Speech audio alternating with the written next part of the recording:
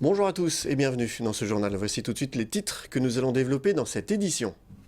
Alors que la pénurie d'essence touche toujours le Val d'Oise, comment s'organisent les véhicules de secours qui sont prioritaires dans les stations-service? Nous avons suivi des ambulanciers à Aubonne. La polémique continue à Argenteuil autour de la déprogrammation de 2 films par le maire de la ville. Après avoir décidé de les reprogrammer, Georges Motron a fait marche arrière. Les associations veulent aller en justice. Reportage en fin de journal. Après plusieurs jours de difficultés pour se procurer de l'essence, nous nous sommes intéressés à une profession qui en utilise tous les jours, les ambulanciers. Prioritaires aux stations en tant que professionnels de santé, nous les avons suivis pour comprendre comment ils ont vécu cette semaine un peu particulière. Illustration à Aubonne avec Florian Philippe. Votre fille, elle vient avec nous. Je suis la maman. Votre fille, elle vient aussi. Venez. Je suis la maman.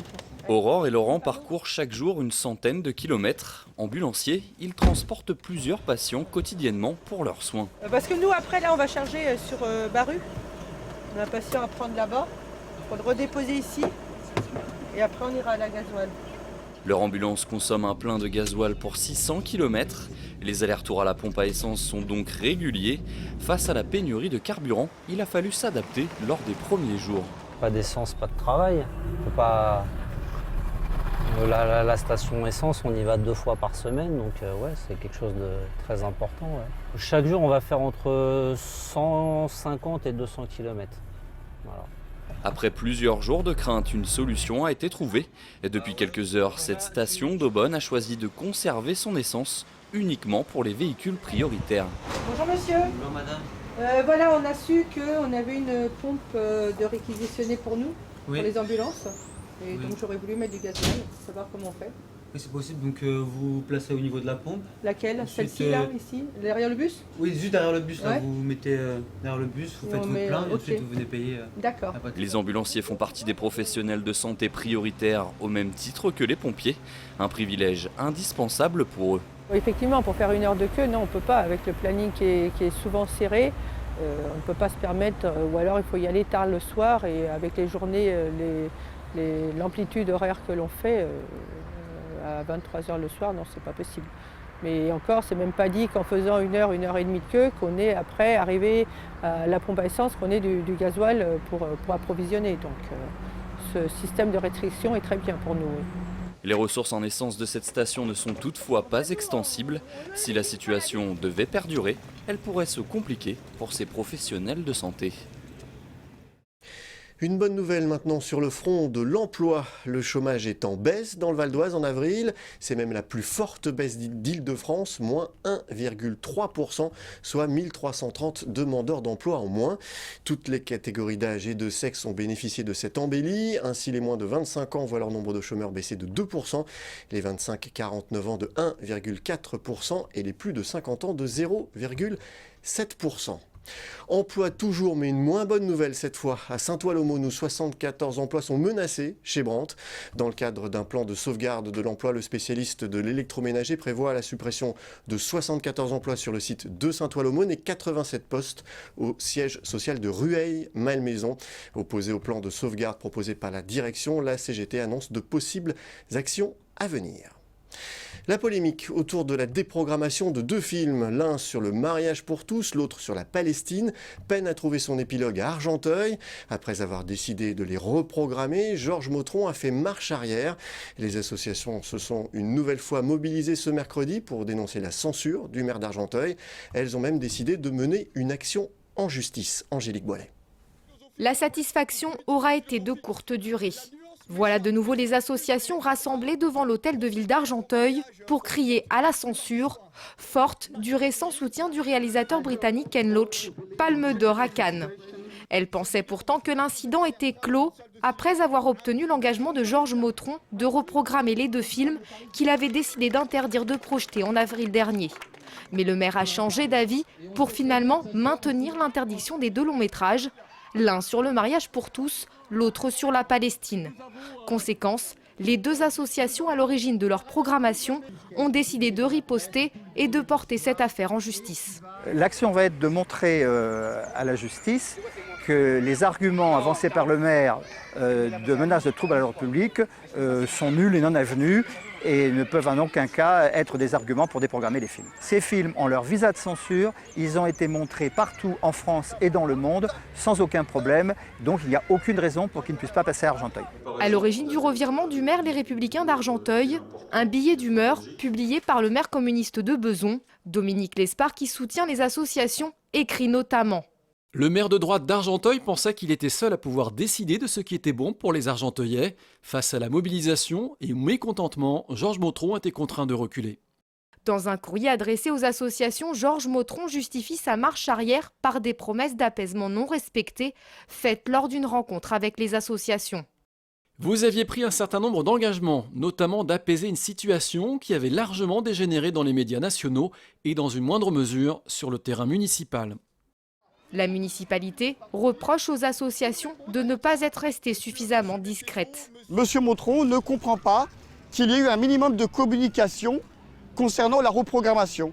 Et donc à partir d'un blog, à partir de celui de monsieur Lespard, maire de Bezons, la ville d'à côté, il décide de la déprogrammation. Très honnêtement, pour beaucoup de citoyens à Argenteuil et nos associations en particulier, c'est incompréhensible parce que la parole est donnée, puis enlevée, puis redonnée, puis re-enlevée. C'est juste un mode de fonctionnement qui nous déplaît fortement. Le maire d'Argenteuil ne souhaite toujours pas commenter ces décisions. De leur côté, les associations souhaitent projeter en plein air les 2 longs métrages. Elles ont prévu une première projection le 2 juin prochain sur le parvis de la basilique Saint-Denis d'Argenteuil avec le film 3000 nuits. Voilà, ce journal est terminé. Je vous en rappelle le principal titre. Alors que la pénurie d'essence touche toujours le Val d'Oise depuis le début de la semaine, les véhicules de secours s'organisent, prioritaires aux stations-service. La situation pourrait se compliquer pour ces professionnels de santé si le manque d'essence perdurait. Merci d'avoir suivi ce journal. N'oubliez pas que l'info continue sur notre site internet veonews.fr. À demain.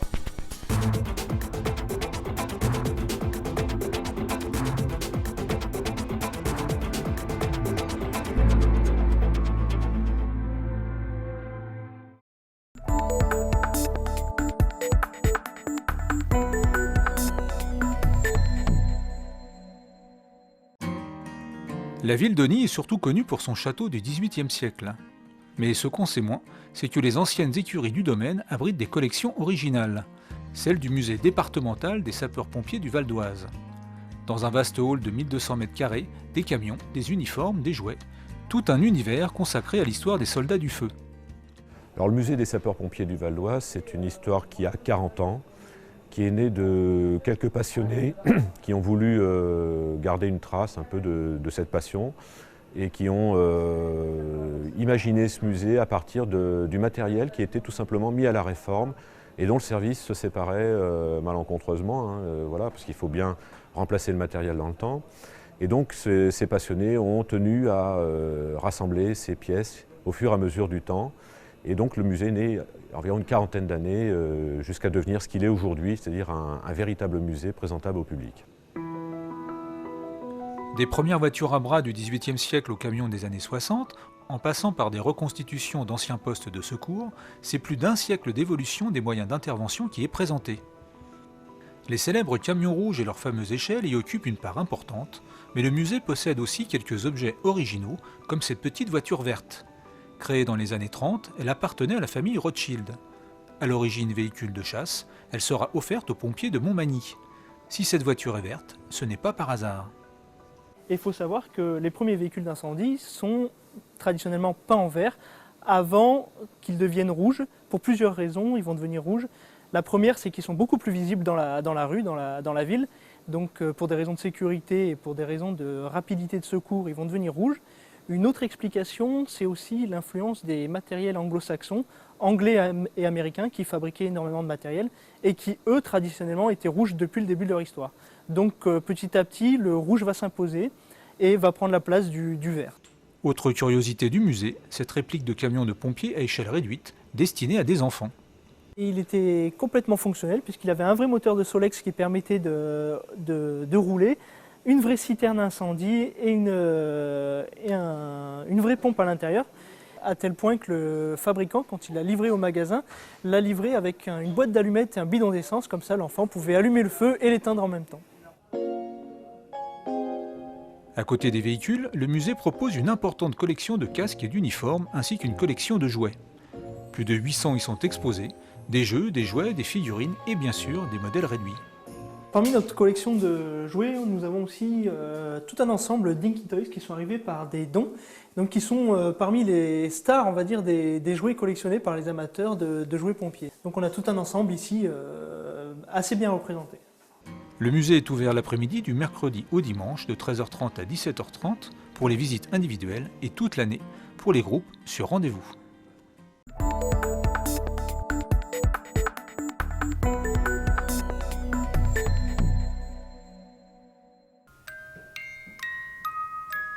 Il était une fois une petite entreprise locale devenue la reine du doudou.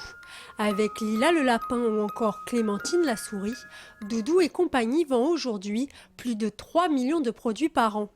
Le papa de ces doudous, c'est lui, Alain Joly, un Valdoisien qui a su révolutionner le compagnon préféré des nouveau-nés. Le doudou a été créé par une de nos créatrices en 1999. Sur une idée un peu bête, mais toute simple, que les enfants aimaient bien traîner ce produit transitionnel, hein, ce petit doudou à la main. Et à l'époque, il n'existait pas de produits avec des corps plats. Hein, c'était souvent ou des langes ou des ours traditionnels. Donc l'idée est venue d'un corps en lange, alors à l'époque on ne l'a pas fait en lange, on l'a fait en coton, et d'une petite tête.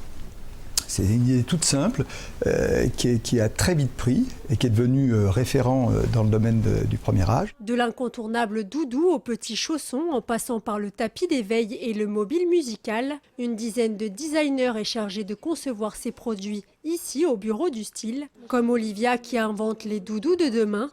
Matière, forme, couleur et même tendance, tous les détails sont étudiés. On part, on va dire, d'une inspiration, d'un concept qui nous paraît novateur, qu'on va ensuite développer en dessin, faire des recherches. On va faire aussi également une veille tendance, voir ce qui se fait, la concurrence, etc.